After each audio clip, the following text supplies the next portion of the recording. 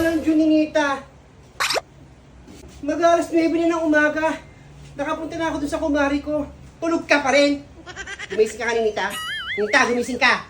Sabado ngayon ha. Walang pasok. Magpahingin mo naman ako. Tignan mo talaga, yung lababo, may hugasan pa rin yung lababo. Kagabi pa yan. Hindi mo malang hinugasan. Benito, papagod na ako sa'yo. Pagpahingin mo naman ako, Ninita. Araw-araw ka ganyan. Kahit man lang Sabado, di ka man lang makatulong sa akin. Laging ganito. Ano mo, ultimo yung panty mo dun sa may CR, binawad mo pa. Doon sabi ko siya, pag di mo kaya nilabahan, huwag mo ibababad sa tabo. Bumangon ka dyan, maglinis ka. Bumangon ka. Maglinis ka, nagpipikan na ako sa taga sa'yo. Pis kang bata ka, wala ka man lang tulong sa akin. Na-high blood ako sa'yo.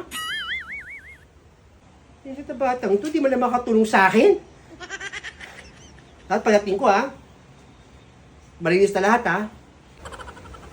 Kampi ka na ako sa'yo.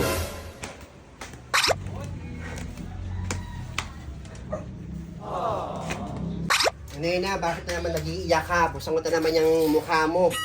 Narinig ko kayo magnanay doon. Ang ingay-ingay yung dalawa. Pagod na ako, Mars. Saan akong sininita?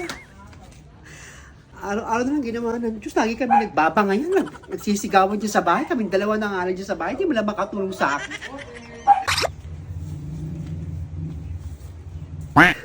Hirap na ako sa mga pang-araw-araw namin. Paka ngayon, tatay naman yan. Di ba makatulong sa amin? Ay naku, Nena. Ganyan taga mga kabataan ngayon. Tatamad na. Di mo si Felisa yung anak ko. Lagi kami nagbubulyawan sa umaga. Hindi mo tulog pa hanggang ngayon. Ano naman si Mama? Nagkwento pa kay tita pa rin yung nangyari dito. Linis naman ako. Linis naman ako. Ayaw mo lang ako tulungan sa paglalaba. Porque nagpapalaba ako doon kay Renita. Yung gumigising ng maaga sa umaga. Laging tanghali, pag Sabado, Linggo taga, buhay prinsesa sa akin yan. Huwag ka nang umiyak. Hayaan mo yung anak mo. Patututo rin yan. Ano, Marcy? Hindi mo lang makatulong yung bata. Ang gigil na ako. Wala. Naiyak si Mama. Gigigil na ako.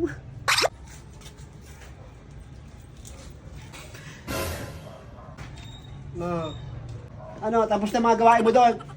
Naglinis na po ako doon, Ma. Sorry po, Ma. Aray ka ganyan, sorry, Ma. Tapos, mga ilang araw lang eh. Gigintamad ka na naman. Naku, Ninita. Siguro mas maganda doon ka lang sa tatay mo. Kasama kayong dalawa. Ito naman, Ninita, tulungan mo naman yung nanay mo sa mga gawaing bahay. Alam mo namang hirap kayo eh. Tignan mo yung nanay mo, maghahagat ng kadilat niyang kung saan makakuha ng pagkain sa araw-araw. Hindi mo malang matulungan sa paglinis ng bahay niyo. Kapag dinala kayo sa bahay ng tatay mo, salo kang kawawa doon, naapi-apihin ka doon ng mga lola mo. Tulungan mo yung nanay mo, tingnan mo oh, iiyak na. Ayun na ako sa'yo. Mga salamat Nandiyan ka para makinig sa mga problema ko. Hindi ko alam kung gagawin ko sa buhay ko kung wala ka talaga, Mars. Kayong dalawa ni Negra. Ay naku, Nena, okay lang yan. Basta ako, lagi nandito tutulungan kita, huwag kang mag-alala. Basta may tutulong ako. Tama na, huwag ka nang umiyak. At minsan sasama ka doon sa, sa Coffee Builders, doon tayo magkape, ha? Tahan na, sige na. Huwag ka nang malungkot, ha? Go lang. Sige, bangon na dyan. At ako maglalaba pa ako ng mga gamit ko.